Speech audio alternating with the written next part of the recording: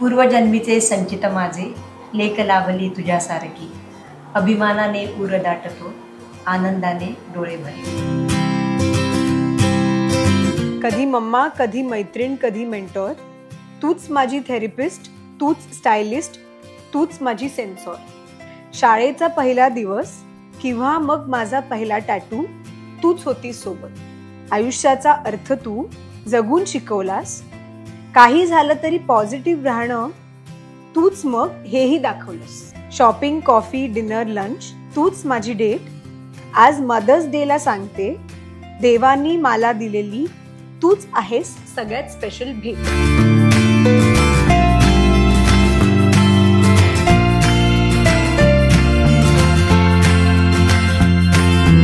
नमस्कार, मी दीपाली म्हात्रे. लोकमत फिल्मीमध्ये तुम्हा सगळ्यांचं मनापासून स्वागत आहे. मदर्स डेचं निमित्त आहे आणि आज माझ्यासोबत तुम्हा सर्वांची लाडकी अभिनेत्री श्रेया बोगडे आणि तिची आई नूतन काकी दोघे आहेत. स्वागत आहे तुमचं लोकमत फिल्मीमध्ये. थँक्यू. हॅलो. बरं, काकींची आम्ही ह्याच्या आधी बऱ्याच वेळेला भेटलोय काकींना, पण अशा गप्पा रंगलेल्या नाहीयेत. आज श्रेया मदर्स डेच्या निमित्ताने आज बऱ्याच काकींच्या गोष्टी आपल्याला सांगेल, काकींची गप्पा मारू, काकींकडनं श्रेयाच्या बऱ्याच गोष्टी कळतील आज अशी आशा करूया. काही काही वेगवेगळे सिक्रेट्स उलगडूया. तर मदर्स डे आहे. श्रेया, आधी आईंची ओळख करून देशील प्लीज? येस. तर ही माझी वर्ल्ड फेमस मम्मा आहे, नूतन बुगडे. आणि प्रेक्षकांना सुद्धा बऱ्याचदा तिच्याबद्दल माझ्या पोस्टमधनं किंवा अदरवाईज ते तिला भेटलेलेच आहेत. पण आय थिंक असा सिट डाऊन इंटरव्ह्यू आम्ही दोघींनी केलेला नाही. I think this will be a first time. खूप वर्ष झाली असतील, इतक्यात केलेला नाहीये. सो हो, आणि मदर्स डेचं निमित्त आहे, ह्याच्यापेक्षा जास्त स्पेशल लोकेशन असू शकत नाही. येस. बरं काकी, श्रेया अभिनेत्री म्हणून सगळ्यांना माहिती आहे, पण मुलगी म्हणून आज खरं तर म्हणजे तिचे किस्से जे आहेत ते आम्हाला जाणून घ्यायचे. कशी आहे? आधी तुम्हाला म्हणालीस की मदर्स डेचे एपिसोड करायचे, आता तुला डॉटर्स डे पण करायचं आहे. पण आज काकी आहेतच तर गप्पा मारून घेऊया. पण काकी, काय म्हणजे श्रेयाचा स्वभाव, जसं लोकांना माहिती की छान हसती खेळती, सगळ्यांची मिळून मिसळून राहते, छान वागते, पण मुलगी म्हणून तिने तुम्हाला किती त्रास दिलाय ते मला ऐकायचं. नाही, खरं सांगायचं तर म्हणजे मला स्वतःला ह्या निमित्ताने सांगायला आवडेल की I am a blessed mother. म्हणजे लहानपणापासूनच मुलगी म्हणून म्हणजे तिने त्रास नाहीच दिलाय.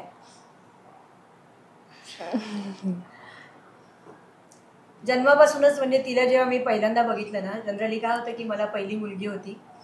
सगळ्या नेहमीच्या रिवाजाप्रमाणे सगळ्यांची अशी अपेक्षा होती की मुलगा व्हावा. पण मला काय असं वाटलं नव्हतं मनातून.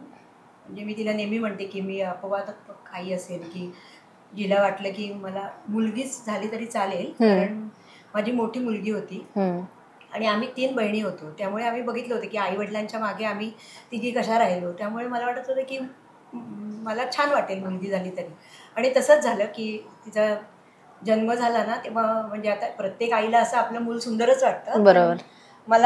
तेव्हा मला असं वाटलं, माझं तेव्हा काही फार वय नव्हतं, एक 25-26 वर्षाचंच वय होतं ही झाली तेव्हा पण. अच्छा. आणि माझी पहिली मुलगी मला 20व्या वर्षी झाली. त्यामुळे असं मला वाटलं की एक असं आपण म्हणजे गुलाबाच्या फुलावरती एक दवबिंदू पडतात आणि ती माझी तेव्हाची भावना होती. मी आज ह्या निमित्ताने तुला मला नाही वाटत मी ती कोणाला सांगितली असेल, ती माझ्यापुरतीच असेल कदाचित. पण ते गुलाबाच्या फुलावरती आपण सकाळी कसं मॉर्निंग ड्यू असे दवबिंदू पडतात आणि ते फुल कसं दिसतं ना, तसं मला एक असं झालं. मग सगळ्यांचं असं झालं. माझी बहीण थोडीशी नर्वस झाली, अरे यार मुलगी झाली म्हणून. पण आय वॉज सो हॅपी. आणि म्हणजे मी खूप हॅपी होते तिचा जन्म झाला तेव्हा. आणि नंतर मला असं वाटतं की माझ्या आयुष्यात आत्तापर्यंत देवाच्या दयेने असा एकही क्षण आला नाही की बाबा की मला वाटलं की हिने मला त्रास दिलाय. म्हणजे दोन्ही मुलींनी, म्हणजे मी खरोखर सांगते की I am a blessed mother. दोन्ही मुलींच्या. थोडक्यात मी तिला काही त्रास दिलेला नाही लहानपणापासून आतापर्यंत. आणि मला एक सांगायचं की माझी मोठी मुलगी नेहमी मला म्हणते, आणि त्यातल्या त्यात कितीतरी थोडासा जरा इकडे तिकडे काहीतरी हट्ट करायची, पण ती म्हणायची ही जन्मापासूनच मॅच्युअर आहे, ही कधी लहान नव्हतीच, असं होतं. त्यामुळे ते लहानपणापासूनच ती तशी आहे. येस. पण श्रेया, खरं तर म्हणजे तू अभिनय क्षेत्रात यायचं ठरवलं असेल तेव्हा सगळ्यात जास्त सपोर्ट तुला काकींचा होता, बहिणीचा होता? कोण जास्त तेवढं सपोर्टिव्ह होतं जेव्हा तू हे पाऊल याच्यात असं टाकायचा विचार केला? खरं तर तू लहानपणापासूनच या फील्डमध्ये हळूहळू रुळत गेलीस, पण जेव्हा एक फर्स्ट म्हणतात ना की आपण मोठे झाल्यावर की आता फायनली आपल्याला हे क्षेत्र निवडायचंय, तेव्हा सगळ्यात जास्त सपोर्ट कोणाचा होता? सो ऍक्च्युली बऱ्याचदा मी ही गोष्ट सांगितलेली पण आहे की माझ्यामध्ये हे येण्याचं कारणच ती आहे. म्हणजे जर माझ्यामध्ये हे गुण असतील इन टर्म्स ऑफ म्हणजे ऍक्टिंग आणि तर त्याचं कारण ती आहे, कारण का ती अलिबागमध्ये लहानाची मोठी झाली आणि कॉलेज वगैरे सगळं तिचं शिक्षण तिकडे झालं. सो ती तेव्हा तिथे नाटकांमध्ये कामं करायची आणि तेव्हा तिला बक्षिसं वगैरे मिळाले. ती कविता करायची. दूरदर्शननी तेव्हा एक कॉम्पिटिशन घेतली होती तेव्हा ऑल ओव्हर महाराष्ट्र आणि त्याच्यात तिची कविता निवडून आली होती. तिला बक्षीस मिळालं होतं पहिलं आणि मग त्यांनी ती नरेट करण्यासाठी म्हणून तिला मुंबई दूरदर्शनला बोलवलं होतं. सो ती ऑलवेज सर होते तेव्हा. हा, विनय काका तिथे मराठी युवदर्शन म्हणून कार्यक्रम होता आणि मी कॉलेजला होते तेव्हा आणि ऑल महाराष्ट्र कॉम्पिटिशन होती डॉक्टर बाबासाहेब आंबेडकरांच्या ह्याच्यावरती. ओके. मला पहिलं हे मिळालं आणि तेव्हा ब्लॅक अँड व्हाईट टीव्ही होता आणि तेव्हा माझा कार्यक्रम झाला होता दूरदर्शन. सो ऍक्च्युली ते तिथून आलंय. So in terms of support तिला जेव्हा 2 मुली झाल्या तेव्हा कुठेतरी आणि लाईक शी सेड की 20व्या-21व्या वर्षी लग्न झालं, ती मुंबईत आली, तर ते काही परस्यू करण्याचं तेव्हा काही प्लॅटफॉर्म नव्हतंच किंवा इन दॅट केस की तशी काही सपोर्ट सिस्टम पण नव्हती की आता हिने ऍक्ट्रेस व्हावं किंवा असं काय. म्हणजे दूरपर्यंत तेव्हा अशी स्वप्न पण कोणी बघायचं नाही. पण तिच्या मनामध्ये ती एक गोष्ट होती की आपलं राहून गेलं म्हणजे. सो जेव्हा 2 मुली झाल्या तेव्हा आय थिंक कुठेतरी हळूहळू तिच्या मनात ती भावना पुन्हा एकदा यायला लागली की कदाचित ह्या दोघींपैकी एक जण माझं ते स्वप्न पूर्ण करेल. माझी बहीण दिसायला खूप सुंदर असल्यामुळे एक काही विशिष्ट पॅरामीटर्स मध्ये ऍक्ट्रेसेस किंवा हिरोईन असं आपल्या डोक्यात एक कॉन्सेप्ट असते. तर तिला आधी वाटलं की आपण हिच्यावरती ट्राय करूया म्हणून. सो तिच्यावरती मम्मानी खूप ट्राय केलं होतं आणि तेव्हा ना काही वर्षांपूर्वी आता कशा एजन्सीज मॅनेज करतात ऍक्टर्सना, तसं ते मॉडेल कोऑर्डिनेटर्सचं एक पेव फुटलं होतं. तर तुम्ही एक पोर्टफोलिओ शूट करून घ्यायचा आणि मग तुम्हाला ते वेगवेगळ्या ठिकाणी ऑडिशनला पाठवणार आणि अशी ती एक सिस्टम होती. तर तेही तिने करून बघितलं तिच्या बाबतीत. कुठल्या मैत्रिणींना कोणाला तरी विचारून वगैरे तिचं एक फोटोशूट केलं आणि असं सगळं. पण बेसिकली माझ्या मोठ्या बहिणीला त्याच्यामध्ये अजिबात रस नसल्यामुळे ती 1-2 ठिकाणी गेली आणि नंतर तिने मम्मा हे काही माझ्याच्यानी होत नाही. मग तिचं असं झालं की नाही, इथे काही ट्राय करून फायदा नाही. मग माझ्या बहिणीने ह्युमन रिसोर्स वगैरे केलं, MBA केलं, ती मोठी नोकरी आणि देन शी वॉज सेट. तिला हे कधीच करायचं नव्हतं. मीनवाईल मी शाळेत एक माझं चालू झालं होतं काहीतरी वक्तृत्व स्पर्धा आणि डिबेट कॉम्पिटिशन आणि असतील नसतील त्या स्पर्धांमध्ये मी शाळेत भाग घेतलेला आहे. म्हणजे एक ते असतं ना, मला वाटतं तिचं शालेय जीवन म्हणजे तिच्या बरोबरीने मी एन्जॉय केलं सगळं. रोज घरी येऊन मम्मा उद्या ही कॉम्पिटिशन आहे, मग चला त्याची तयारी, उद्या ती कॉम्पिटिशन आहे, चला. रोज असं असायचं. Every day was so active. त्याच्यामुळे ती जेव्हा मी पास आउट झाले 10वी मध्ये सगळ्यात जास्त वाईट तिला वाटलं की आता शाळा सुटली, आता काय म्हणून असं. सो खरं सांगायचं तर सपोर्ट सिस्टम वाज ऑब्व्हियसली माझी बहिणीने तर खूप केलं, कारण का मी लहानपणापासूनच नाटकात काम करत होते. त्याच्यामुळे मी एकटी जायचे नाही, ती माझ्या बरोबर यायची. तेव्हा दिदीची 10वी 12वी सगळी तिने बिचारीने एकटीच केली, कारण का मम्मा नसायचीच. त्याच्यामुळे तिचा एक मोठा सपोर्ट होता, बाबा आणि ती दोघे जण. आणि ती तर होतीच. मी आता बऱ्याचदा मी असं म्हणते की आय थिंक दॅट की मी तिचं स्वप्न जगते आणि ते तिला बघायला मिळतंय हे सगळं होताना. सो त्याच्यानंतर तिच्या बरोबरीने म्हणा, जेव्हा तिने वाटेवरती काचा केल्या तेव्हा तिच्या बरोबरीने मी पण त्यामध्ये काम केलं. म्हणजे आम्ही जवळपास एकत्र 450 प्रयोग केले आणि ते मला पण करायला मिळाले. आणि त्याच्यात ती माझी आईची भूमिका करायची. अरे वा. आणि तेव्हा अनेकदा असं व्हायचं की म्हणजे आम्ही ते प्रयोग अर्थातच खूप मोठ्या ऑडिटोरियम मध्ये व्हायचे नाहीत. कॉलेजेस म्हण, शाळा म्हण किंवा NGOs म्हण, अशा ठिकाणी आम्ही करायचो परफॉर्म. पण तेव्हा प्रत्यक्ष जेव्हा ऑडियन्स असायचा, म्हणजे त्या बायका असायच्या, छोटी मुलं असायच्या, आया वगैरे असायच्या, अशा तर त्या इतक्या म्हणजे अशा प्रभावित व्हायच्या आणि येऊन सांगायचे की अरे तुम्ही दोघी म्हणजे वाटतच नाही आम्ही असं नाटक बघतो असं, कारण आम्ही ते आपोआप नॅचरलच यायचं. बरोबर. त्यानिमित्ताने मला असं सांगावंसं वाटतंय की म्हणजे भविष्यात, म्हणजे तू विचारण्याआधीच मी सांगते, कारण माझी एक सुप्त इच्छा आहे आणि देव मला नेहमी सहाय्य करतो की माझी इच्छा असतो तो पुरी करतोच नेहमी.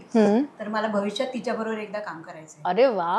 आणि ते पण स्टेजवर करायचं. वा वा. नाटक करायचं. होईल लवकरच पूर्ण होईल ते.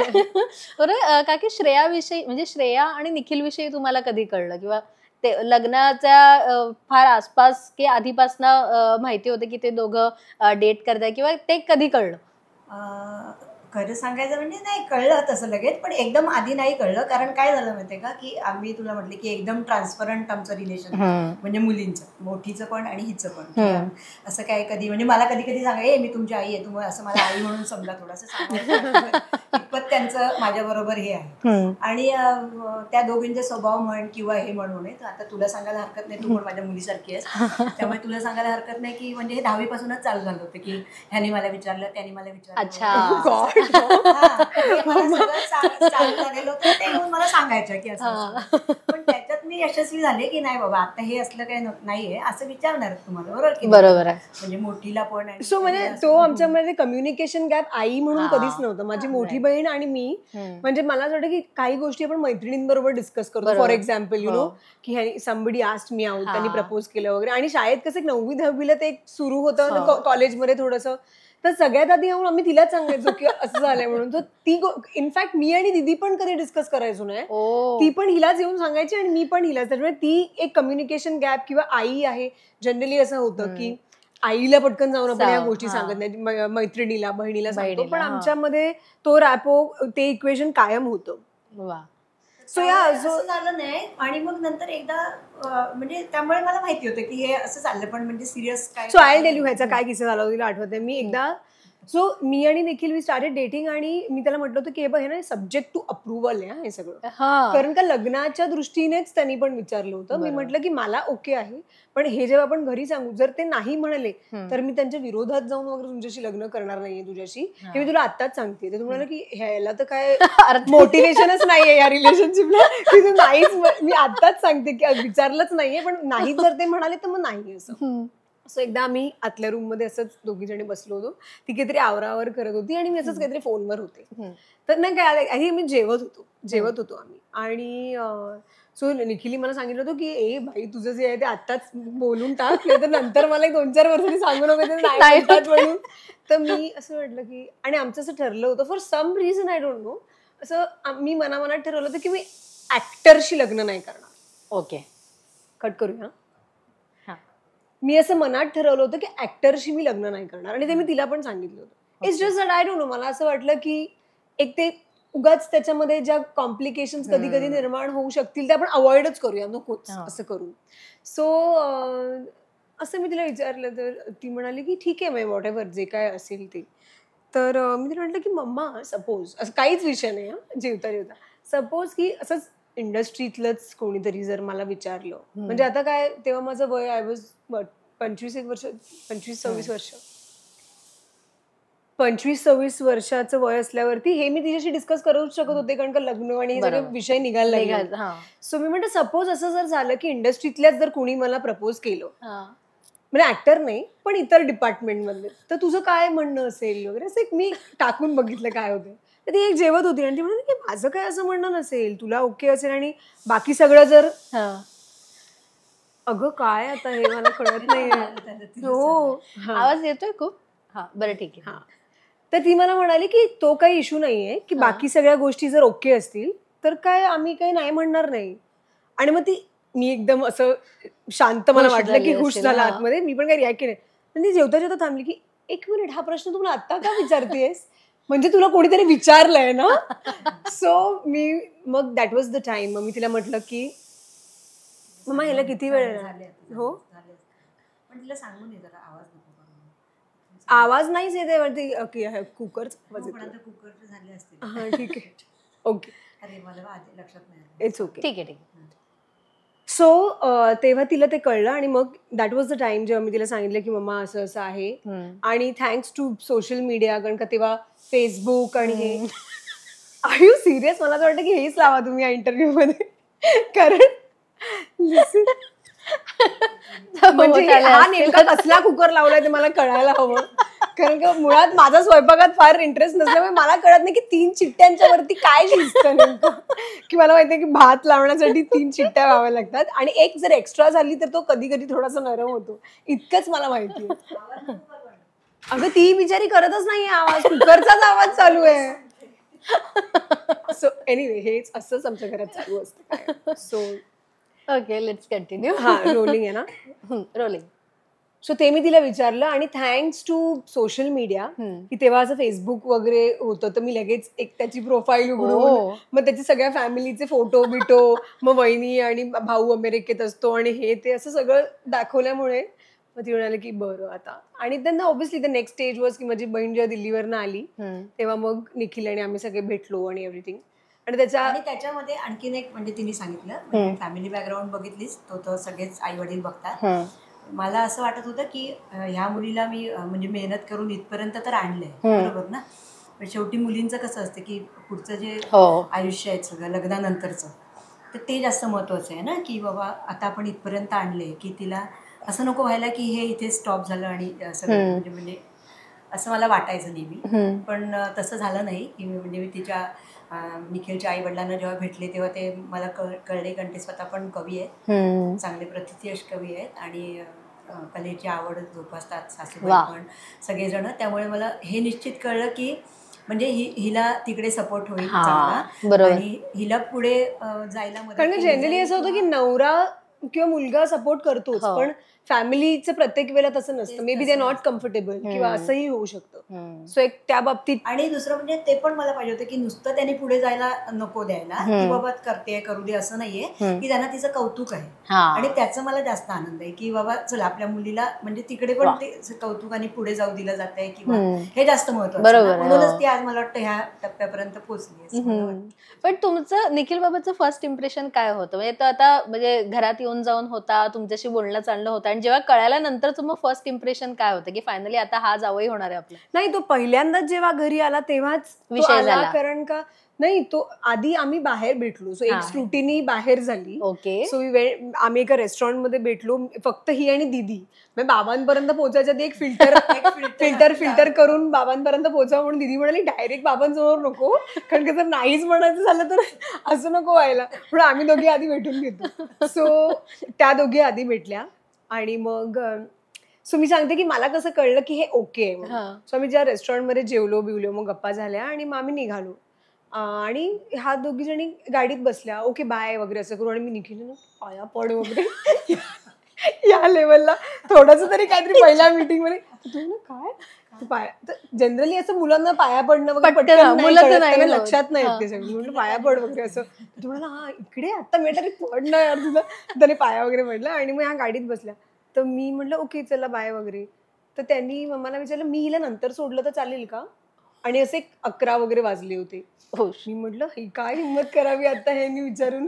तर त्याच्यावर मम्मा म्हणाली हा ठीक आहे चालेल म्हणून असं. सो त्या ठीक आहे चालेल मध्ये मला असं कळलं, नाहीतर ती असं म्हणू शकली असती की नाही आता उशीर झालाय आता आम्ही निघतो वगैरे, आणि मग गाडीत एक काहीतरी वेगळाच विषय आहे की नको वगैरे असं सगळं. तर ती म्हणे की ठीक आहे पण खूप उशीर नका करू हा असं म्हणून. मग मी ऑब्व्हियसली तासाभराने घरी आले.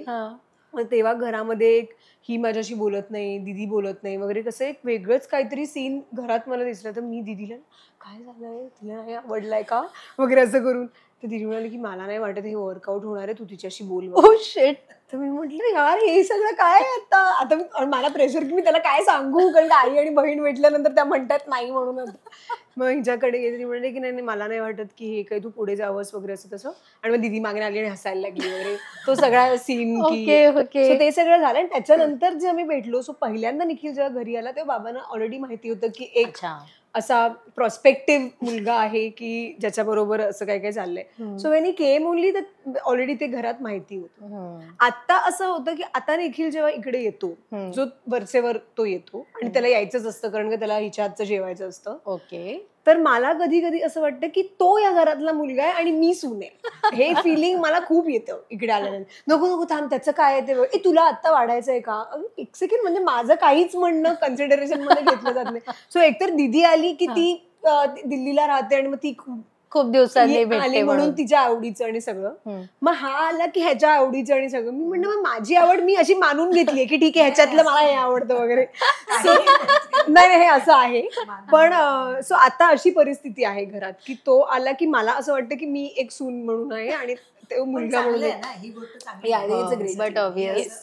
आणि मम्मा आणि त्याचा रॅपो अमेझिंग आहे. रादर माझ्या आराध्य जो माझा भाचा आहे ते पण आमच्याकडे असं काका किंवा असं काय, तो पण त्याला निकच म्हणतो. सो आणि निखिलचा स्वभाव पण तसा, तुला माहिती आहे त्याचा स्वभाव पण तसा असल्यामुळे सो इट्स ते सगळं खूप छान आणि फन वातावरण असतं कायम. पण काकी श्रेया लहानपणी अशी म्हणजे आताही ती अशी हसती खेळती आहे, पण खोडकरपणा तिच्यात वगैरे आहे का? आता ती अजिबात आम्हाला अशी कोणाच्या खोड्या वगैरे काढताना अशी नाही दिसत.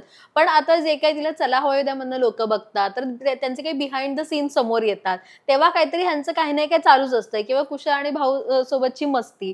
तर तिच्यात हा खोडकरपणा लहानपणापासून आहे का? आणि एखादी अशी खोडी काढलेली की ज्यामुळे तिला ओरडा मिळाला असेल तुमचा? ऐकून घेते ना, खोडकर तशी नव्हती, पण ते ऑब्झर्वेशन जो आहे गुण आहे की नाही, किंवा कोणाला तरी इमिटेट करणं, हे तिला पहिल्यापासून आहे, एकदम शाळेत असल्यापासून. म्हणजे मला आठवते की शाळेतनं आली ना की पहिल्यांदा ती आली, ती डायनिंग टेबलवरती चढून उभी राहायची आणि तिकडे मी तिला काय गरम चपात्या करून देते किंवा काय वगैरे, तर ती टीचर जशी ज्या शब्दात बोलली असेल ना, जे रोज तिचं असायचंच काहीतरी, रोज तिचं काहीतरी तिच्यासाठी असायचं ना. अच्छा. म्हणजे उद्या काही ही कॉम्पिटिशन आहे, उद्या हे भाषण करायचं आहे, उद्या तिकडे जायचं आहे, हे लिहून हवं आहे, फॅन्सी ड्रेस आहे, हे हवं आहे, ते. तर ती जे टीचरने ज्या ज्या शब्दात सांगितलं, ज्या टोनमध्ये सांगितलं असेल, त्या टोनमध्ये ती तेव्हापासून सांगायची लहानपणी. तेव्हापासून मी ते ऐकायचं, म्हणजे ती त्या ह्याच्यातनं सांगते. म्हणजे बेसिक मी शो लावायचे घरी आला, शो लावायचे की काय झालं, पाहुणे आले ना की ती मध्येच आम्ही समजा बसलोय, छोटी असली की पाहुणे आले तर आम्ही बसलोय, आपले कोण यायचे, गप्पा मारतोय, आपले सगळे चालले वगैरे, ही अचानक काहीतरी एखादं काहीतरी घेऊन यायची आणि भिकारीच बनवून यायची मध्ये, किंवा काही म्हणजे येतात ना, ती काय करायची, तेव्हा आम्ही बरेच नाटकाला जायचो, आम्ही बँडाला जावं लागायचं, तर तेव्हा आम्ही ट्रेननी घेऊन जायची, तर तेव्हा ट्रेननी ते सगळ्यांना बघायची, त्या येतात ना छोटी मुलं, पण तेव्हा नाही का ते काही ना काही विकायला, ते गाणी म्हणतात, काहीतरी वाजवतात, असं वगैरे वाजवतात, तसं वगैरे ती कोणतरी काही बनवून यायची अचानक, आणि ती असं म्हणजे तिला ती सवयच होती हे करायची, कोणाला तरी नक्कल करायची आणि काय करायची. ओके. पण तसा म्हणजे आपण खोडकर, म्हणजे तिला तर इव्हन तुला सांगते ना, म्हणजे तसा खोडकरपणा तिने कधी केला नाही. म्हणजे आमच्यासमोर देवळात तिथे मुलं खेळत असायची, तर तिला ती खेळणारी मुलं म्हणजे काहीतरी असंच वाटायचं, म्हणजे अशी असं ती लहानपणी खेळते, धांगडधिंगा करते, काहीतरी हे करते, असं तिने कधीच असंच. म्हणजे मला त्याच्यात इंटरेस्ट नसायचा, त्यांच्या खेळण्यावरती माझं काही म्हणणं नसायचं. म्हणजे लिटरली खोटं वाटेल, माझ्या मैत्रिणींचा ग्रुप बोलवायला यायची, ते बाहेर बोलवायला यायचे, का तू श्रेया नूतन मावशी श्रेया आहे का वगैरे, तर मी त्यांना सांग किती अभ्यास करते वगैरे. मला आउटडोर गेम मध्ये शून्य इंटरेस्ट असल्यामुळे मी जायचेच नाही. मी त्यांना सांगितलं अभ्यास करते, मी नाही जाणार म्हणून. असं म्हणजे तेच जर तिला सांगितलंस की तू हे असं एवढं भाषण आहे, म्हणजे मोठे मोठे 1-1.5 पानाचं, 2-2.5 पानाचं किती पण लिहून द्यायची, ते तू पाठ करत होती, फटाफट ते पाठ करून ते तिला करायचं. पण असं ते अशा खोडकरपणा नव्हत्या. पण हे जे ना, म्हणजे आपण म्हणतो की एक कोणाची नक्कल करणं. आम्ही ह्याला गेलो, गोव्याला गेलो, तेव्हा ते गोव्याला ती टूरची बस केली ना, तर टूरची बस केली, तर तो गाईड आहे, मग त्याच्या चर्चच्या बाहेर त्याने बस उभी केली, आणि मग तो कसा बोलायला लागला, ते आता दाखवेल तुला बोलून, काय नाही काही चाललंय, बोलून दाखवतो थोडंसं ना तिला, म्हणजे ते तिचं पहिलं होतं. असतात ना टुरिस्ट गाईड असतात, टुरिस्ट गाईड कसे बोलतात ना की आता काहीतरी दाखवायचं असेल वगैरे, तर बरोबर केलं ना. आम्ही सगळे इतके पोट धरून हसायचो तिकडे, किंवा ती आम्ही अलिबागला गेलो, आजीकडे गेलो वगैरे, तर ती अगं कधीतरी आम्ही तिथे पण आम्ही काय बसलेलो असलो ना, तर ती कुठल्या तरी खिडकीतून काहीतरी ओढणी घेऊन काहीतरी यायचं, हे करायची. हा इंटरव्ह्यू खूप वेगळ्या लेवलला चाललाय आता, मस्त वाटतं. पण ऍक्च्युअली मी असं करायची बिकॉज मला असं वाटतं की तिथूनच त्या गोष्टी येणार. अचानक एक काहीतरी मी कोणाला तरी इमिटेट करायला लागले, मिमिक्री करायला, असं नाही होते, कुठेतरी असतं आपल्यामध्ये. आता ऑफकोर्स ती कॅरेक्टर्स ती आहेत ज्यांना आपण ओळखतो, पण मी जे करायचे ती त्या लोकांना फेसच नव्हता, ते कोणी बनून मी यायचे. पण ते निरीक्षणच महत्वाचं असतं, की त्यांचं निरीक्षण तू करून तेव्हाच मिमिक्री करू शकते.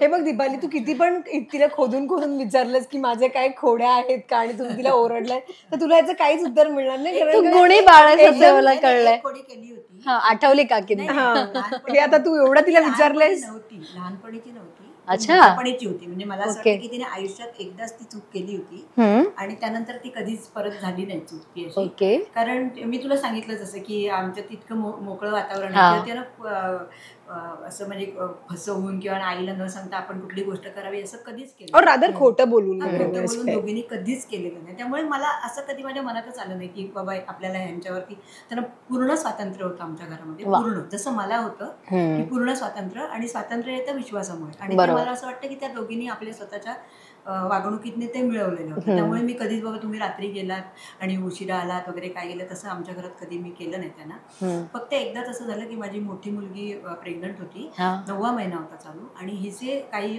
फ्रेंड्स चंदीगडवरनं आले होते इकडे, आणि आले होते, आणि तर ते जेवायला वगैरे जाणार होते, म्हणजे लंच बिंचला वगैरे असं. ते सकाळपासूनच ही बाहेर पडली होती सांगून, आणि काय झालं काय माहिती नाही. ते लोक बाहेरून आलेले, मजेचा मूड होता सगळा त्यांचा, तर त्यांनी अचानक कुठेतरी मला वाटतं माळशेज घाटला जायचं डिसिजन प्लॅन केला. हिला काय वाटलं असेल, किंवा कदाचित त्या म्हणजे एक्साइटमेंट मध्ये आपण घरी सांगायचं विसरली असेल, किंवा नाही झालं असं की लंच वगैरे झाला आणि पावसाळ्याचे दिवस होते थोडेसे, तर ते लोक म्हणाले चल ना माळशेज चलते वगैरे, हम लोग अभी निकलते आणि मग रात्री आपण येऊ 1-2 तास तिकडे थांबून वगैरे असं. तर मला असं वाटलं की हा एक कम्फर्टेबल प्लॅन आहे आणि एवढं काही कळवायची गरज नाही, येणारच आहे ना रात्री. सो मी सांगितलं होतं की मी दिवसभरच आम्ही बाहेर जाणार आहोत, सो असं काय नाही.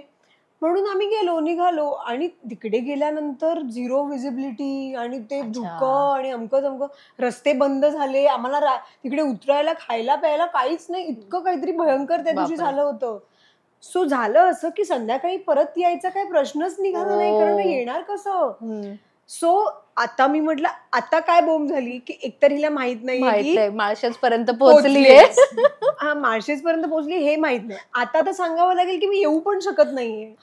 आणि सो ऑब्व्हियसली पण एका व्यक्तीला माहिती होतं, तो निखिल. त्याला मी सांगून ठेवलं होतं की असं असं झालंय, मी मम्माला सांगितलेलं नाहीये कारण का आता ती पॅनिक होईल, कारण का पिक्चर मध्ये नव्हता, हिला नव्हतं, हिच्या पिक्चर मध्ये नव्हतं, माझ्या पिक्चर मध्ये होतं, म्हणून मी त्याला सांगितलं होतं की हे बघ असं असं झालंय.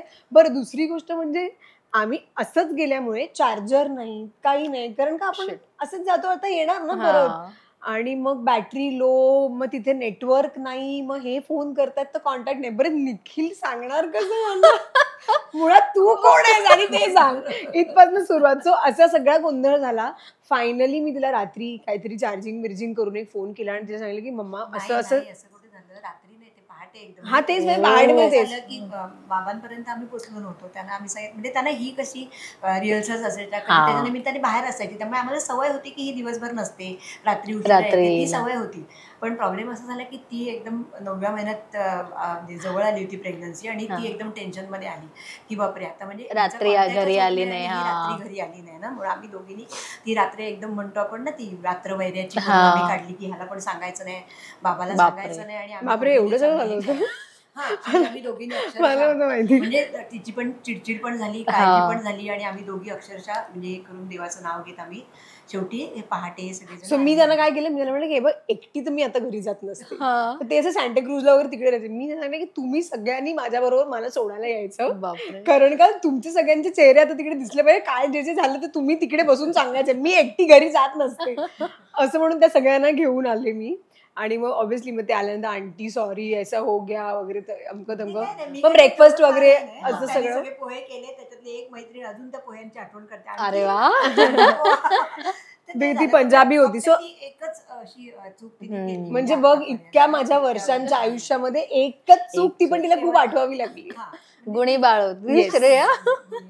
पण श्रेया, आईविषयी अशी गोष्ट जी म्हणजे जी त्यांच्या आईंनी त्यांना शिकवली असेल आणि त्यांनी तुला शिकवली, अशी कुठली गोष्ट तुला आईकडनं मिळाली की जी आता तू तुझ्यात आणलीयस आणि आता तू कॅरी फॉरवर्ड करतेस, अशी कुठली गोष्ट आहे? आय थिंक माझं मन, माझी आजी, आई, माझ्या मावशा, what we have inherited I think is a lot of love for other people. म्हणजे दुसऱ्यांना देण्यासाठीचं प्रेम. स्वतःवरती तर आपले सगळेच आपण प्रेम करतोच, पण मला असं वाटतं की एक अमाप प्रेम, काइंडनेस, तो जो मी इनहेरिट केला असेल तर तो आहे. कारण का माझी आजी पण तशी होती. तिला आपल्या घरात मुलं जेवली आहेत का त्याच्यापेक्षा शेजारच्यांच्या घरी आपल्या घरातलं जेवण पोचलंय का, त्याला काय आवडतं, तिला काय आवडतं, त्यांना पाठव ग बाबा.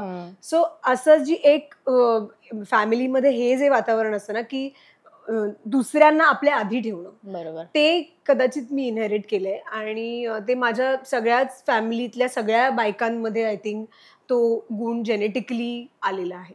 दुसरी गोष्ट म्हणजे अत्यंत कणखर, कठीण, स्ट्रेसफुल सिच्युएशनमध्ये ॲब्सोल्युटली पॉझिटिव्ह कसं राहायचं ते. तर म्हणजे अगदी माझ्या आजीपासून, नानी म्हणायचो आम्ही तिला, तिच्यापासून माझ्या मावशींपर्यंत ही माझी बहीण. सो तसे देवाच्या दयाने खूप हार्डशिप्स नाही आल्या आयुष्यामध्ये की असं की आपण हालाकीचे दिवस काढावे लागतात वगैरे, पण there are other kind of stresses also. दुसरं पण आपल्या आयुष्यात खूप गोष्टी चॅलेंजिंग असू शकतात इन टर्म्स ऑफ तुमचे health, in terms of mental काहीतरी गोष्टी. तर कुठल्याही परिस्थितीमध्ये कच न खाता कायम पॉझिटिव्ह. आपल्याला असं वाटू शकतं दीपाली हे की हे ना हे सगळं बोलणं खूप सोपं आहे, हे वाचायला पण हे इंस्टाग्रामच्या कोट्स मध्ये आणि रील मध्ये अमेझिंग वाटतं, छान आहे. पण ऍक्च्युली तुमच्यावरती परिस्थिती आली ना की असं नाही वागता येत बॉस. पण मला मी इतक्या वर्षांच्या आयुष्यामध्ये आता ते शिकले की ही एक क्वालिटी आहे जी तुम्हाला डेव्हलप करावी लागते, की सातत्याने आयुष्यामध्ये कुठल्याही क्षणी तुम्हाला असं वाटेल, म्हणजे इट्स नॉट अबाउट की तुझ्या आयुष्यात ऍक्च्युली काही प्रॉब्लेम असलेच पाहिजेत. Most of the days you just feel low for no reason, की काहीच नाही, सगळं व्यवस्थित चाललंय, काम आहे, फॅमिली आहे, everything is one day you are just not yourself. मग त्या दिवशी काय करायचं, just think about all the good things. आणि ती गोष्ट मी तिच्याकडनं शिकलेली आहे. आणि आय थिंक मला असं वाटतं की जे तिला गेली 13 वर्ष 14 वर्ष व्हेरिकोज वेन्स आहे, आणि नुसतं व्हेरिकोज वेन्स नाहीये, तो एका वेगळ्या लेवलचं व्हेरिकोज वेन्स तिला आहे. So there is a lot of pain, आणि ती खूप रोज प्रचंड यातना वेदना सहन करते गेली 12-13 वर्ष. पण तिच्याकडे बघून मला असं वाटतं की ही जर हे फिजिकल पेन इतक्या इझिली पुल अप करू शकते, म्हणजे ऍक्च्युली ते इझिली नाहीये पण ती दाखवते असं, ते करू शकते. तर आपण तर आपलं काहीतरी चिरकुट काहीतरी झालंय त्याच्यावरती मी दिवसभर मम्मा यार वगैरे हे मला अलाउडच नाहीये. मला अलाउड आहे पण you just have to snap out of it, की झालं ना आता चला.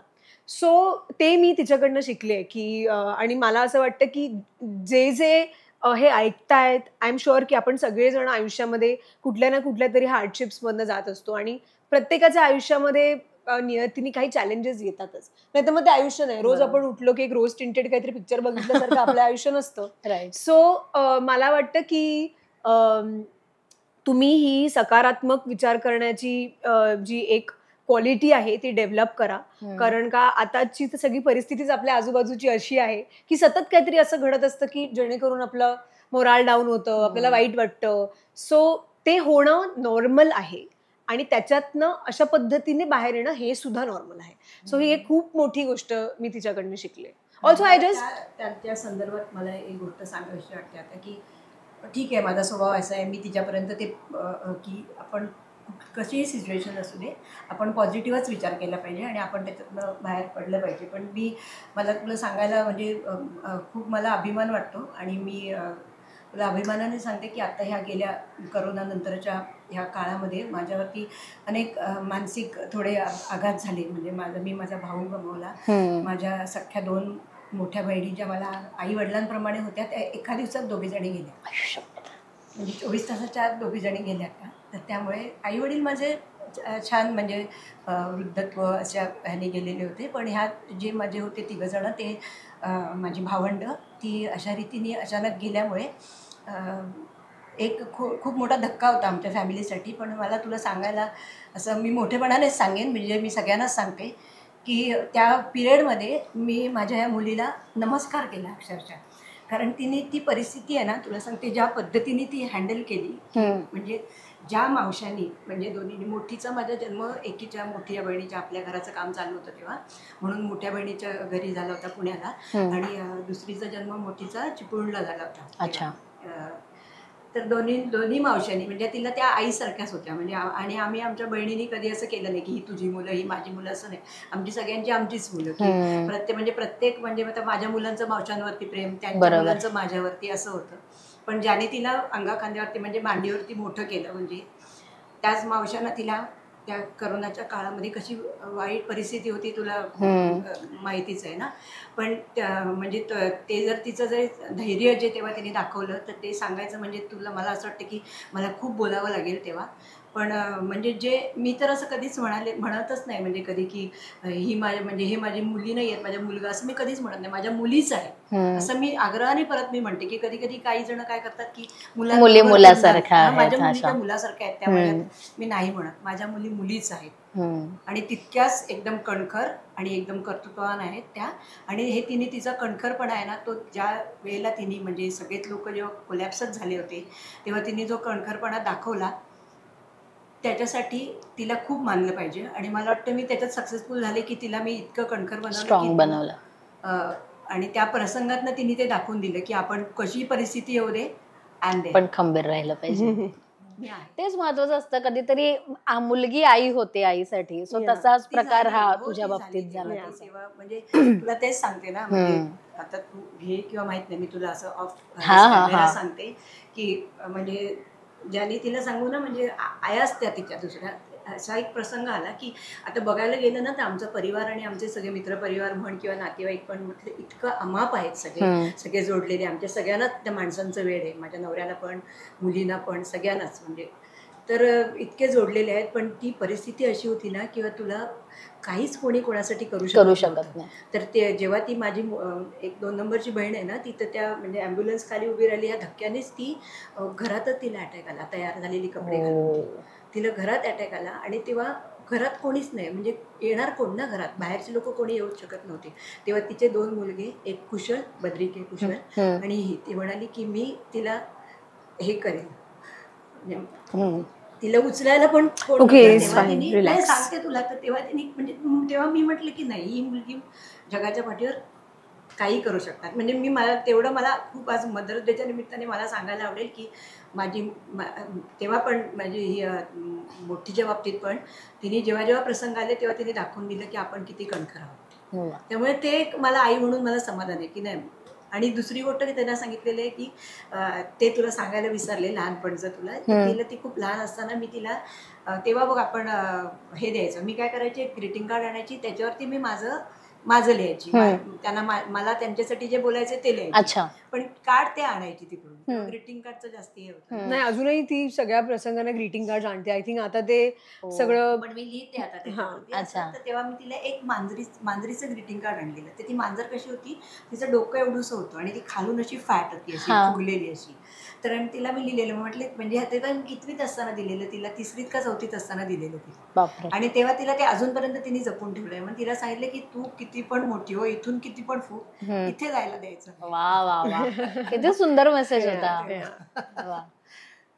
श्रेया, खरं तर ह्याच गोष्टी असतात जेव्हा आता मी म्हटलं तसंच की आई आपल्यासाठी बऱ्याच वेळेला उभी असते आणि नकळत आपण काही वेळेला तिला कृतज्ञता व्यक्त करायच्या पण राहून जातात. पण आपणही म्हणजे आता तूच अशा परिस्थितीत आई होणं आपल्या आईसाठी हे पण खूप जास्त इम्पॉर्टंट असतं आणि तीच प्राऊड मोमेंट आहे खरं तर आईंसाठी. ते ऐकून तुला नक्कीच छान वाटलं असेल. बरं, मला आणखीन काही गोष्टी विचारायच्या आहेत. खरं तर श्रेयाबद्दलच्या अशा गोष्टी आहेत की श्रेया जास्त स्वयंपाक करत नाही किंवा अशा बऱ्याच गोष्टी अशा नकळत म्हणजे कधी स्किट मधनं बाहेर आलेल्या आहेत, कधी तिच्या मित्रमैत्रिणींमधनं बाहेर आलेल्या आहेत की श्रेया स्वयंपाक करत नाही, श्रेया किचन मध्ये जात नाही. आताही कुकरच्या शिट्ट्या होताना श्रेयाला बरेच प्रश्न पडले होते, पण कुकर मध्ये काय शिजतंय.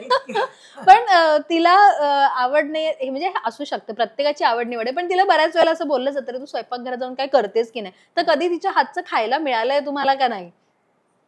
खायला तसं नाही, म्हणजे मी खरंच सांगेन, खरंच खायला नाही मिळालंय. म्हणजे कारण तिला खरंच काय झालं की ती सुरुवातीपासूनच एवढी बिझी राहिली ना की मला पण तिला कधी सांगायचं हे नाही, आणि त्यातून तिला मी कधी पण नाहीच वेळ आली कधी सांगायची. पण आता कधी पण एक तिची क्वालिटी अशी आहे की आता तिच्या हातचं जरी खायला मिळालं नसलं तिला, पण आता तू जर म्हणालीस की मी आता इकडे बघ, मी आता 25 माणसं घेऊन तुझ्याकडे येते असं ती मला बोलली, तर मी इथे बसून राहू शकते की मला ही खात्री आहे की ती 25 माणसांचं डेझर्ट सकट ती अरेंज. हे बघ, हे पण महत्वाचं आहे. ती 25 माणसं आपल्या घरून उपाशी जाता. त्याच्यानंतर हे पण सांगते की जरी तिला नाही येत असेल कुकर लावता किंवा काय न करता, परत तू अर्ध्या तासाने किचन मध्ये जाऊन बघशील तर सगळी चकाचक तुला किचन केलेलं दिसेल. तेवढी तिच्याकडे क्वालिटी. हे बघ, बऱ्याच जणींना स्वयंपाक करायला आवडतो पण साफसफाई त्याच्यानंतरची करायला आवडत नाही. सो ठीक आहे, आयदर ऑर. आय थिंक आपण हे बॅलन्स करू शकतो. आणि करोनात तिने थोडंफार म्हणजे प्रयत्न करून सिद्ध केले की अगदी उपाशी राहू शकणार नाही, काहीतरी थोडंफार नाही, मी खूप व्यवस्थित करोनामध्ये केलंय. मी सगळे ऑनलाईन चॅनल्स बघून, हिला फोन करून हिच्या रेसिपीज, प्रॉपर असं माश्याचे प्रकार, चिकन, इटालियन, काय पास्ता बिस्ता, असं सगळं पण मी प्रॉपर केलेलं आहे. पण सासूबाईंकडनं कधी कंप्लेंट आली नाही श्रेयाची स्वयंपाकाबद्दलची? कंप्लेंट नाही येण्याचं कारण म्हणजे सासूबाई स्वतः छान सुगरण आहे. सासूबाई आणि सुगरण जरा सुनेचं कौतुकच आहे ना. ऑल्सो दॅट्स असे टिपिकल हे नाहीये, त्या गोष्टी, त्या काही मॅन्डेटरी गोष्टी त्या माझ्याकडनं एक्सपेक्ट करत नाही, which is fine. Most of the times मी सासरी जेव्हा जाते तेव्हा आदल्या दिवशी काहीतरी इव्हेंट असतो किंवा काय, म्हणूनच मग पुण्यात वगैरे जाणं होतं, मग घरी मी जाते. किंवा काही पूजा असेल, काही सत्यनारायणाचे स्पेशल ओकेजन्स असते, तर आपल्या ह्या सगळ्या शेड्यूलमध्ये असं उठून पटकन पुण्याला जाता येत नाही. सो आदल्या दिवशी कुठनं तरी उशीर होऊन मी गेले की दुसऱ्या दिवशी उठायला 9, 9:30 वगैरे असं होतं, विच इज बेसिक अदरवाईज. पण सुरुवात आता हिलाही काही वाटत नाही. सुरुवातीला लग्न झालं आणि मी जाऊन असे 9, 9:30 पर्यंत झोपाय, ही मला फोन करून काय तू उठली नाही. पण सुरुवातीला एकदम असं 1, 1.5, 2 महिने झाले होते. म्हटलं हो पण आता काल उशीर आले, जाते जाते थांब जरा. तोपर्यंत मला सासूबाईंचे 2 मिस कॉल माझ्या फोनवरती आलेले असायचे आणि त्या मला फोन करून विचारायच्या, तुला उठायला अजून वेळ आहे का, मग मी चहा ठेवू, या लेवलवरती. ते हे सगळं मी ह्यांना सांगितलं. ते म्हणाले की 1 मिनिट, हे अलग लेवल का लक्झरी आहे तुम्हाला लाईफ मध्ये. त्याच्यामुळे आमच्या वेळची परिस्थिती वेगळी होती. बरोबर आहे. त्याप्रमाणे आता ती म्हणजे उठतेस का, घेतेस का, हे नको का, मग काय हे खाणार का, आय एम प्लेन लकी. आता मी काही त्याच्यामुळे काय झालं की तिला म्हणजे तसं हे नाही.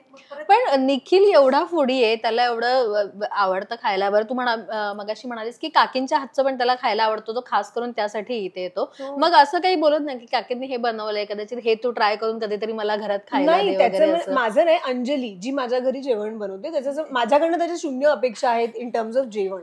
पण इथे जेवल्यानंतर तो किंवा पुण्यात जरी तो आईच्या हातचं जरी जेवला किंवा मम्माच्या हातचं, तर त्याचं तो तिला शिकव ना यार, हे एवढं बेसिक तिला सांग ना. अंजली पण माझं उत्तम स्वयंपाक करते. Anjali I love you. कारण का जर अंजली हे बघत असेल तर म्हणजे काय अच्छा, मग आता त्या दोघींचं हातचं तुम्ही दोघं खा म्हणून. सो ते दोघं जण साधारणपणे काय करतात की आमच्याच परिघात राहतात आसपास. अच्छा, माहितीये की काय असले की आपलं मम्माकडे पण निखिल जरा आहे, त्याला असं व्यवस्थित. आणि हिला काय झालंय की हिला पहिल्यापासून जेवणात तसा इंटरेस्ट नाही, असं सिलेक्टेड खाणं. आणि त्याच्यात म्हणजे एक काही ना कसं आवडतं ना. हिला जर आपण म्हटलं की कोणाच्या घरी जायचं, माझ्या मैत्रिणीने सांगितलं आज त्यांच्याकडे जेवायला जायचं, हिला रडूच यायचं की त्यांच्याकडे जाऊन खायला लागेल.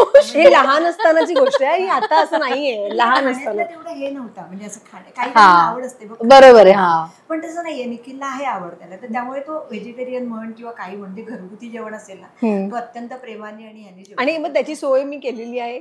घरी अंजली आहे, त्याची सोय मी केलेली आहे. घरी अंजली आहे, पुण्याला गेलं तर त्याची आई सासूबाई आहे, इथे आलं तर ही आहे. त्याच्यामुळे असं काही कंप्लेंट करण्यासारखं नाही. ह्याचं पण उत्तर तुला दीपाली मिळणार नाही, कळलं ना.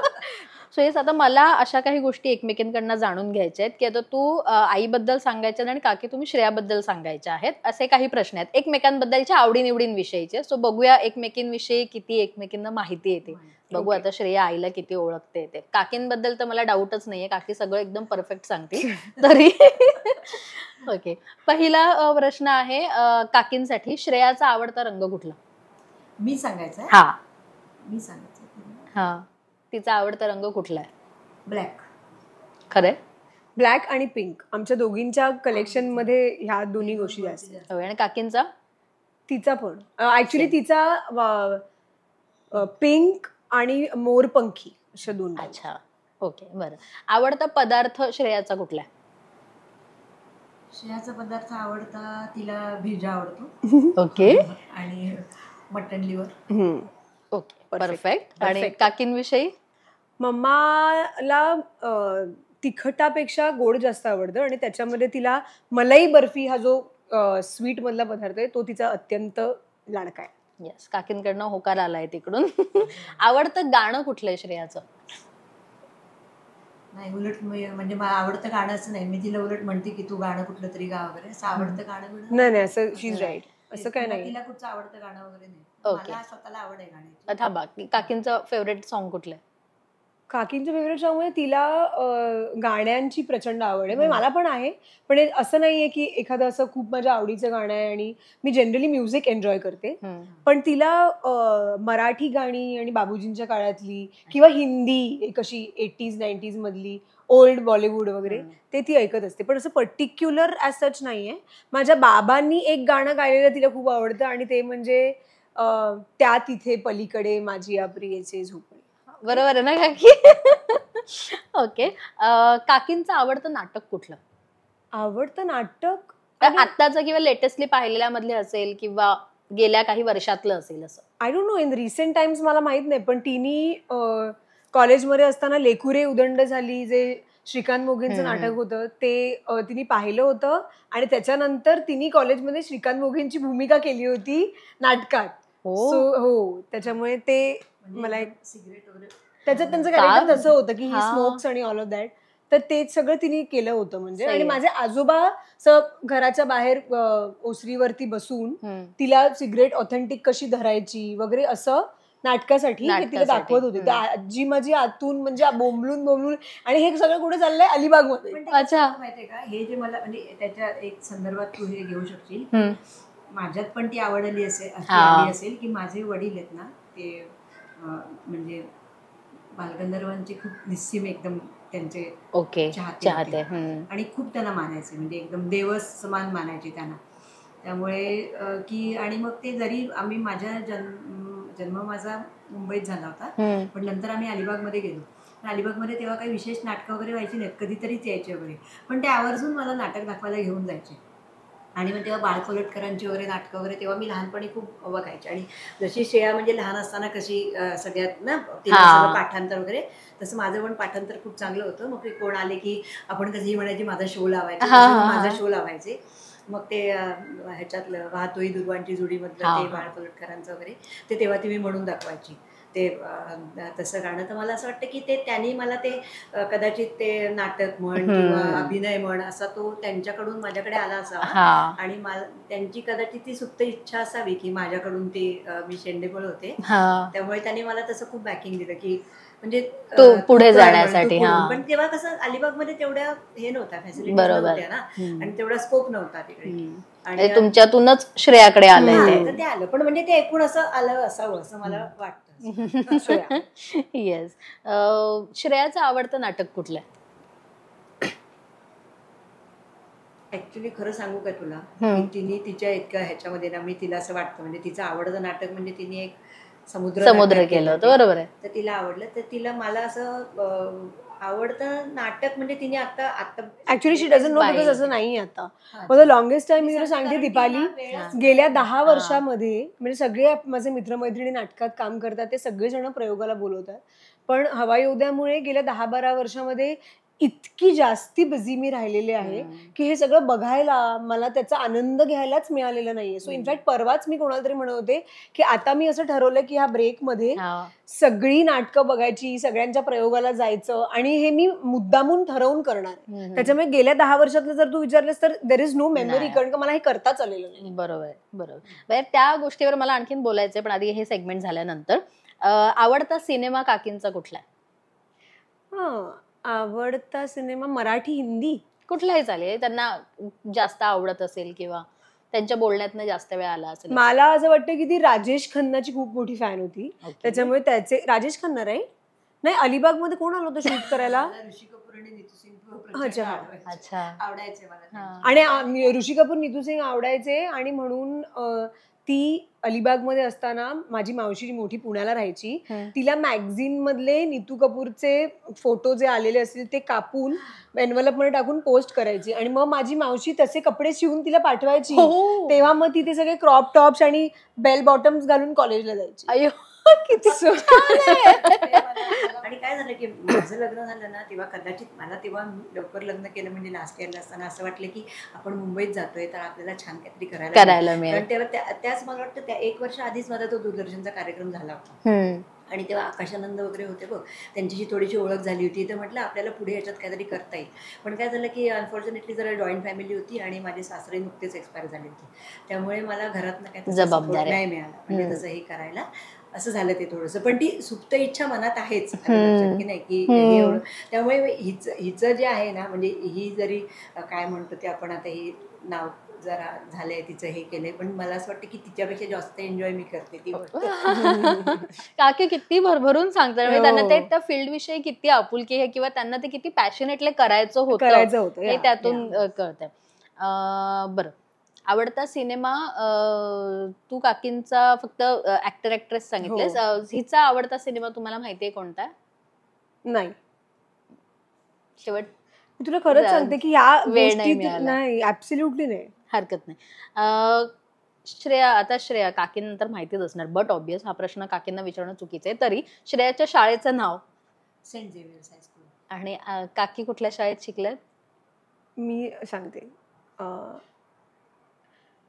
IS इंग्लिश नाही, जानकीबाई नाही, सॉरी मला नाही माहिती. अलिबागच्या शाळेत शिकली. ओके. अजून मगाशी सांगितलं ह्याच्यासाठी ते सेंट झेवियर्सचं नाव विचारलंच म्हणून मी सांगते की मी सेंट झेवियर्सला खूप मानते की त्या शाळेने हिला खूप छान सपोर्ट दिला आणि म्हणजे कायम तिला पुढे पुढे चालवलं, संधी मिळाली असेल तिला सगळ्याची. सेंट झेवियर्सला खूप मानते. वा. श्रेयाचा आवडता अभिनेता कोण? The world knows about it. I know. आमच्या घरात वाढदिवसच साजरा केला जातो त्याचा. काय बोलता? व्हायचा, मी लग्नानंतर थांबवला बिकॉज मला असं वाटलं की दर 2 नोव्हेंबरला शाहरुख खानचा वाढदिवस असतो आणि म्हणजे माझ्या शाळेत पण मित्रमैत्रिणींना माहिती असायचं की आता 2 नोव्हेंबर आहे तर ही केक वगैरे आणणार वगैरे हे सगळं व्हायचं घरी. लग्नानंतर पण मी 1-2 वर्ष ते केलं. नंतर मला असं जाणवलं की कदाचित आपण हे थांबवलं पाहिजे. निखिलने मला असं कधी सांगितलं की हे तू काय करतेस वगैरे, पण मला स्वतःच एक रिअलाइज झालं की थोडं बारीक अति होतंय हे आता, आपण हे आता नको करूया. मी म्हटलं केक न आणल्याने काय माझं त्याच्यावरचं प्रेम कमी होणार नाहीये, so it's totally okay. Okay. काकींचा आवडता अभिनेता तू मगाशी सांगते ऋषी कपूर ना. Okay, done. आवडतं ठिकाण श्रेयाचं कुठलं? फिरायला जाण्याचं असू दे किंवा जनरली? गोवा.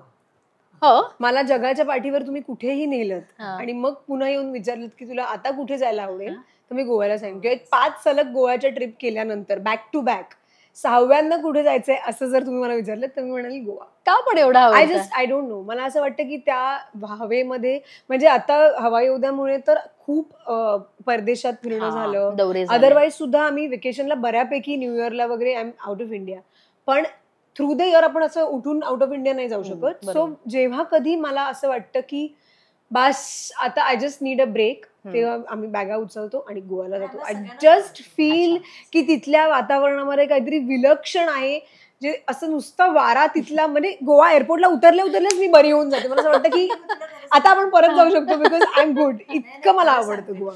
ओके. काकींचं आवडतं ठिकाण कुठलं आहे? तिचं पण ऍक्च्युली गोवाच आहे, पण ऑल्सो पुणे आहे.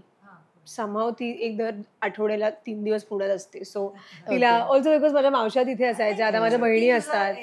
कनेक्शन एक तुझं सोल एखाद्या ठिकाणी रमतं, तिथे कनेक्ट होतं. तर जसं I think any given day ती पुणे आणि गोव्याला जाऊ शकते. ओके. या सेगमेंटचा शेवटचा प्रश्न आहे की बकेट लिस्ट मध्ये काकींची बकेट लिस्ट काय असं तुला वाटतं? काकींची बकेट लिस्ट अशी आहे की तिला जसं तिने सांगितलं की माझ्या बरोबर तिला ते एक काम करायचंय. दुसरी गोष्ट म्हणजे तिची अशी इच्छा आहे की मी एक वाद्य शिकावं, एक इन्स्ट्रुमेंट. ओके. तिसरी तिची अशी इच्छा आहे की म्हणजे ती माझी इच्छा ऍक्च्युली आणि तिची पण आहे की तिच्या ज्या कविता आहेत म्हणजे अगदी कॉलेजपासून केलेल्या त्याचं आम्हाला पुस्तक प्रकाशित करायचंय. सो ती एक इच्छा आहे. आणि माझ्या बाबतीत तिच्या खूप इच्छा आहेत की मी योगा शिकावा, मी माझ्या तब्येतीकडे लक्ष द्यावं, मी स्वतःवरती कॉन्सन्ट्रेटेड काही गोष्टी कराव्या, अशा तिच्या बकेट लिस्ट मध्ये माझ्यासाठी खूप आहे. पण या मला असं वाटतं की म्हणजे एक मला काही खूप अभिनयातलं कळतं असं नाही, पण असं वाटतं की थोडंफार कळतं असं आता इतक्या ह्यानी असं. तर मला असं वाटतं की अजून जी खरी श्रेया बुगडे आहे ना ती अजून जगाच्या समोर आलेली नाही. तर तसं एक काहीतरी प्रोजेक्ट छान तिला मिळावं. आतापर्यंत ती असं सांगत असेल की मी माझ्या आईसारखीच आहे, आई हे आहे वगैरे, पण बघायला गेलं ना तर तिचे बरेचसे स्वभाव तिच्या बाबांसारखे आहेत. अच्छा. तिचे म्हणजे बराचसा स्वभाव बाबांसारखा आहे. हा तिला हे आहे ऍक्टिंगचं किंवा माणसं तिला आवडतात, हे आवडतात तसं असं, पण ते बाबा आहेत ना तिचे ते खूप असे मितभाषी आहेत तसे, पण त्यांचा एक असा छान स्वभाव आहे ना, ते कधीही असं आत्मप्रौढी नाही करणार किंवा कधीही स्वतःचा विचार नाही करणार, नेहमी दुसऱ्यांचा विचार करणार, ते कधीच स्वतःचा विचार नाही करणार. आणि तो तिचा, आणि त्यांच्यात ते पण म्हणजे तसे छान मोठ्या पदावरती त्यांनी रिटायर झाले, पण कधी त्यांनी आपल्या पदाचा पण त्यांनी आपला कधी म्हणजे आपण म्हणतो ना की आपण एक हे असतो आपल्याला काय म्हणतात तसा गर्व असतो तसा कधी केला नाही असं. तर तसं त्यामुळे मी गर्वाने सांगेन की माझी मुलगी अजून अशीच आहे की ती, आणि ते तिला मी मात्र सांगून ठेवलेलं आहे. ती मला नेहमी म्हणते की माझ्या पतंगाची दोर तुझ्या हातात आहे की, म्हणते मी जरा उडायला बघितलं की तू लगेच खाली खेचते. म्हणजे मी ते मात्र आहे. मी तिला म्हटलं की, म्हणून तिला म्हटलं की कोणी समोर दिसलं मोठं तरी तिने रस्त्यात नमस्कार करते आणि ते करते, कारण शेवटी जे आपले लोक आहेत ते जास्त तुला महत्वाचं. तुझ्या ह्या गोष्टी आहेत ना, पैसा, तुझं अमुक तमुक, ते काही कामाला येत नाही. तू जोडलेली लोक, माझे वडील जसं सांगायचे की माझी जोडलेली लोक माझी संपत्ती, मी किती पैसा कमवला आणि काय ते महत्वाचं नाही, लोक किती जोडली ते महत्वाचं. आणि ते ती करते, त्याचं मला खूप हे वाटतं त्याचं.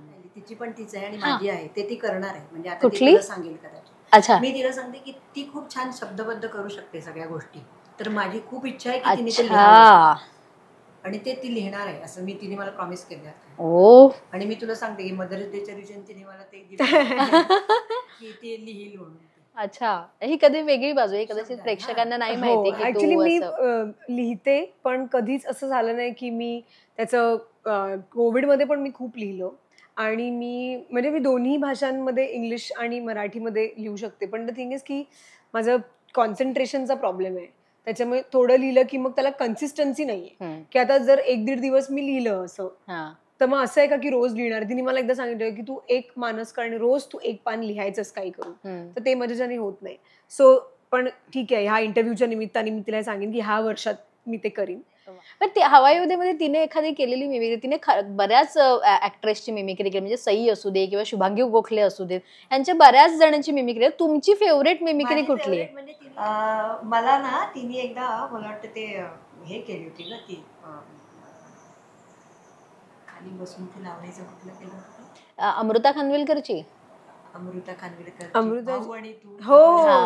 चंद्राच्या ह्याच्यावर केलं. ते मला तिचं एकदम कायम लक्षात राहिलं. आणि मी नेहमी म्हणजे ती असं ते हे करते ना, म्हणजे ते कॅरेक्टर करते की नाही त्याचं, तर मी तिच्या भावांना पण नेहमी म्हणते अरे कुठे शिकली रे. सुंदर करते ना, की म्हणजे खरं बघायला गेलं तर तिने काहीच शिकलेलं नाही, ना डान्स शिकलेला आहे. म्हणजे ते आम्ही म्हणायचो पण तिला त्याला वेळच नाही मिळाला, ना डान्स शिकले ना गाणं शिकले ना काय शिकले, पण ते उत्स्फूर्त जे करते म्हणजे अरे हे येतं कसं हिला, तर ते मला एकदम जास्त आवडतं. म्हणजे अर्थातच शुभांगी ताई म्हण किंवा आऊ पण आहे, ते तर ती करतेच, ते करते, पण ते मला माहिती आहे ती करणार म्हणून. पण हे नवीन होतं तुमच्यासाठी आणि छान होतं आणि चांगलं होतं, तर ते मला फार म्हणजे ते डोक्यात राहिलेलं म्हणजे ते. So most of the time जेव्हा असं होतं ना की कुठल्या तरी एका ऍक्टचं इंट्रोडक्शन लावणीत नव्हतं किंवा एखादा डान्स असतो, तर ते मी त्याचं प्रोफेशनल ट्रेनिंग घेतलं नाहीये, त्याच्यामुळे तिला असं वाटतं की कसं करतेस तू हे, की ते एवढ्या वेळेत ती लावणीची एक स्टेप करून, तर ऑब्व्हियसली आता त्याची एक सिस्टम असते, आपल्याला माहितीये की ते कसं, तर त्यांना नेहमी असं होतं की ती शिकलीच नाही हे सगळं. एकदा असं झालं की आम्ही ह्याला गेलो होतो, मला वाटतं किचन कलाकारचा होता इंटरव्ह्यू, तेव्हा तर संकर्षण पटकन तिला म्हणजे असं एरवी ती करते ना, म्हणजे तिला माहितीये की आजच्या शो मध्ये मला आऊ करायचे, आजच्या शो मध्ये मला शुभांगीलाई करायचंय, पण मग संकर्षण फटाफट सांगत होता आता आऊ, आता अमू, आता तितक्या कंगना कर, आता हे कर. मग कंगना पण इव्हन कंगना इझी नाहीये ना, म्हणजे ती, तर मी एक थोडा वेळ 2 मिनिटं आवाज झाली, म्हटलं ही आता इतक्या फास्ट करणार काय ही, असं मी. सो माझी एक आमच्या घरात गोष्ट आहे की आता जनरली खूप वर्ष ज्यांच्या घरात ऍक्टर ऍक्ट्रेसेस असतात त्यांच्या घरातलं वातावरण एक कम्फर्टेबल होऊन जातं की हे ह्यांचं प्रोफेशन आहे आणि हेच काम करतात. आता ऑफिसला बाबा जाताना आपण असं टेन्शन मध्ये येत नाही ना, हे बाबा आज ऑफिसला जाणार आहेत, काय बाबांचं कामच आहे, ते रोज उठून जातात. तर माझी बहीण माझे कुठलंही काम लाईव्ह जेव्हा बघायला येते, एकतर ती येत नाही कारण का तिला टेन्शन येतं. अच्छा. हा, म्हणजे माझे नाटकात मी जेव्हा कामं करायचे किंवा इंटर कॉलेजची काही नाटक बघायला ती यायची, तर मी स्टेजवरती माझी एंट्री झाली की पूर्ण वेळ अशी खाली, कॅन यू बिलीव्ह दिस, की मी तिला हे विचारूच शकत नाही की माझं काम कसं वाटलं तुला, कारण तिने माझं काम बघितलंच नाही. ती पूर्ण वेळ अशी बघायची खाली आणि माझी एंट्री झाली, आता मी नाटक एन्जॉय करू शकते. म्हणजे तिला असं वाटायचं कायम की ही आता स्टेजवर आलीये, व्हॉट इफ जर ती डायलॉग विसरली, चुकली, तिच्यामुळे नाटक थांबलं, काय झालं, तर मला हा स्ट्रेसच नकोय. आणि ती मला सांगितलं तू जेव्हा एक्झिट घ्यायचीस ना मग मी नाटक एन्जॉय करायचे. आता सुद्धा ती आली आणि माझा काही इव्हेंट असला किंवा काय असलं, ती म्हणायची तर मी इकडे तिकडे आपलं काहीतरी फिरतेय, माझं काहीतरी चाललंय, ती म्हणते तू इतकी रिलॅक्स कशी आहेस. मी म्हटलं म्हणजे नाही, पण आता तुझं ते आहे ना. मी म्हटलं हो, मग पण मग तुला काहीच स्ट्रेस नाही आहे का त्याचा आता की तू तिथे काय बोलणार आहेस वगैरे. मी म्हटलं पण it's a part of my job, तू जातेस म्हटलं, तू रोज उठून जातेस जॉबवरती, तर तुला स्ट्रेस आलाय का नोकरीवर जायचा, असं कोण विचारायचं. ती बोलली नाही आमचं वेगळं आहे, तुझं वेगळं आहे हे सगळं. मी म्हटलं अजूनही तिला त्या बाबतीत स्ट्रेस येतो. बापरे. त्याच्यामुळे एक नाटक होतं ते तुला सांगायला विसरली, तिने जे म्हटलं विद्याबालांचं जे मी तुला म्हटलं तेव्हा तिचं जंतर मंतर, हा, तर ते त्याच्यामध्ये ती 5 कॅरेक्टर्स करायची, गुजराती नाटक. गुजराती नाटक. तर त्याच्यात होते की तिला ते भूतानी झपाटलेलं असतं आणि 5 आत्मे तिच्यात गेलेले आहेत. त्या 5 आत्म्यामधले एक पुरुषाचा होता आवाज. म्हणजे अच्छा. तिने ते एकदम वेगळे ते कॅरेक्टर करायचे, ते भूतांचे सगळे आवाज काढून वगैरे, आणि तो इतक्या म्हणजे इतकं ते सॉलिड करायची की नाही, की तिला नंतर ती ENTची ट्रीटमेंट वगैरे घ्यावी लागली, कारण तो एक बिकॉज 5 वेगळे आवाज मी रोजच्या प्रयोगात करायचे. बापरे. पण आता डॉक्टरचा विषय काढला म्हणून, पण आता डॉक्टर जो शो करतोय त्या शो साठी तुला ऑफर आलेली का, किंवा त्या शो मध्ये जायची तुझी इच्छा होती का, नाही, किंवा ओनली थिंग इज की ऑब्व्हियसली चॅनलच्या कॉन्ट्रॅक्ट मध्ये प्रत्येकाबरोबर चॅनलनी बोलणी करून ते कॉन्ट्रॅक्ट केलं होतं. So people who choose to, म्हणजे जे अजून ज्यांना पुढे जाऊन त्या ब्रेकचा वापर वेगळ्या गोष्टींसाठी करायचा होता ते सगळेजण तिथे गेले.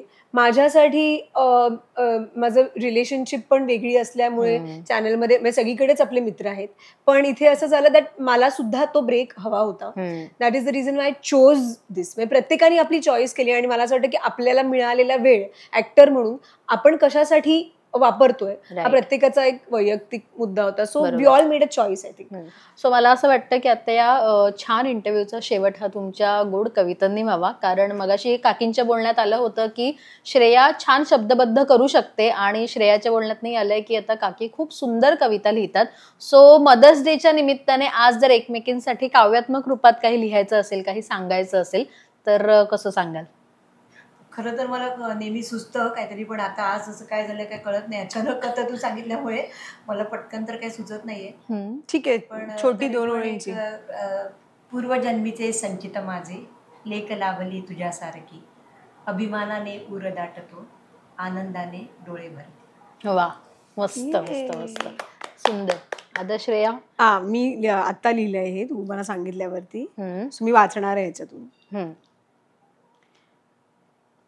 प्लीज डोंट जज हा माझा अटेम्प्ट प्रेक्षकांनी गोड मानून घ्यावा, आणि तू पण गोड मानून घे. सो कधी मम्मा, कधी मैत्रीण, कधी मेंटॉर. कधी मम्मा, कधी मैत्रीण, कधी मेंटॉर. तूच माझी थेरपिस्ट, तूच स्टायलिस्ट, तूच माझी सेन्सॉर. कधी मम्मा, कधी मैत्रीण, कधी मेंटॉर. तूच माझी थेरपिस्ट, तूच स्टायलिस्ट, तूच माझी सेन्सॉर. शाळेचा पहिला दिवस किंवा मग माझा पहिला टॅटू, तूच होतीस सोबत. शाळेचा पहिला दिवस किंवा मग माझा पहिला टॅटू, तूच होतीस सोबत. तूच माझं पहिलं लव, मेरी पहिली मोहब्बत. तूच माझं पहिलं लव, मेरी पहिली मोहब्बत. आयुष्याचा अर्थ तू जगून शिकवलास. आयुष्याचा अर्थ तू जगून शिकवलास. काही झालं तरी पॉझिटिव्ह राहणं, तूच मग हेही दाखवलंस. काहीही झालं तरी पॉझिटिव्ह राहणं, तूच मग हेही दाखवलंस. शॉपिंग, कॉफी, डिनर, लंच, तूच माझी date. Shopping, coffee, dinner, lunch, तूच माझी डेट. आज मदर्स डेला सांगते, देवानी मला दिलेली तूच आहेस सगळ्यात स्पेशल भेट. वा, खूप सुंदर. आणि काकींना रडू आलंय. काकी, कसा वाटला अटेम्प्ट श्रेयाचा? छान लिहिलंय, सुंदर लिहिलंय, आणि जे खरं आहे, जे तुमच्या दोघांमधलं जे काही एवढं कन्व्हर्सेशन मला देखील समजलंय, तेच तिने कवितेतनं खरं तर उतरवलंय. कसं वाटलं? काय खूप भारी वाटलं. काकी एकदम इमोशनल. असणं माझ्यासाठी स्पेशल आहे. तुला म्हटलंच पहिलं तसं की ब्लेस्ड मदर आहे. या सो हा माझा कवितेचा अटेम्प्ट आज, म्हणजे आता लोकांना कळलेलं आहे की कुठल्या दर्जाची कवयित्री मी आहे. खूप सुंदर लिहिलंयस, आणि खरं तर खूप आयत्या वेळेला सांगितलं होतं, ह्याची काहीच आधी कल्पना दिलेली नव्हती, त्याच्यामुळे एकदम पटकन सुचून खूप छान लिहिलंय श्रेया. तुझं जे बोलणं आणि इतकं सगळं छान आहे ना, आणि म्हणजे सगळं आतून आलेलं आहे. असं वाटलं नाही की तू काय इंटरव्ह्यू करतेस किंवा काय करतेस. असं वाटलं की पण ती आय थिंक ती दीपालीची खासियत आहे. खासियत आहे. तुला याच्या आधी मी तुला भेटले, त्यामुळे त्याने ती खूपच ती तुझी खासियत आहे. म्हणजे तू इतक्या जवळीकीने बोलतेस की तू आपण असं रोज भेटतो, आणि रोज आपण अर्थात आपण तसंच राहूया. छान वाटलं नक्कीच तिकडे येऊन. आणि उलट मला खूप आवडलं तुमच्याशी गप्पा मारून, कारण श्रेयाविषयीच्या सगळेजण म्हणतात की मी खूप जास्त बोलते, म्हणून जर मी हो असं आहे, कारण त्यांना आता खूप एडिट करावं लागतं. नाही, असं काय नाही, पण खूप साऱ्या गोष्टी म्हणजे ओघाओघात बोलताना बऱ्याच गोष्टी येतात, आपल्याला कुठले तरी किस्से, रेफरन्सेस आठवतात, आणि तेच छान वाटतात, आणि तेच रॅन्डम ऐकायला प्रेक्षकांना आवडतं. कारण इंटरव्ह्यू मध्ये बोलण्यासारख्या असं मग ते तुडूक म्हणजे एकदम खूप तुटक बोललं जातं, पण ह्या निमित्ताने तुमच्याशी खूप छान गप्पा मारता आल्या. आणि श्रेयाची वेगळी बाजू जशी मला कळाली मैत्रीण म्हणून ती मला एक वेगळी माहित होती, पण आता तुमच्याकडनं बऱ्याच वेगळ्या गोष्टी कळाल्या. आता प्रेक्षकांना त्या आणखीन छान त्यांच्यापर्यंत पोहोचल्या असतील तुमच्या या निमित्ताने. आणि मदर्स डेच्या निमित्ताने खरं तर तुम्ही दोघींनी मला वेळ दिलात, त्यासाठी तुम्हा दोघींचे सगळ्यात आधी आभार आहे. त्याच्या निमित्ताने मी पण तुला, जसं मी तिला आशीर्वाद देते तसं तुलाही मी खूप छान छान आशीर्वाद देते. थँक्यू थँक्यू काकी, थँक्यू सो मच. आणि तुम्हा दोघींनाही खूप खूप शुभेच्छा. Thank you so much. थँक्यू.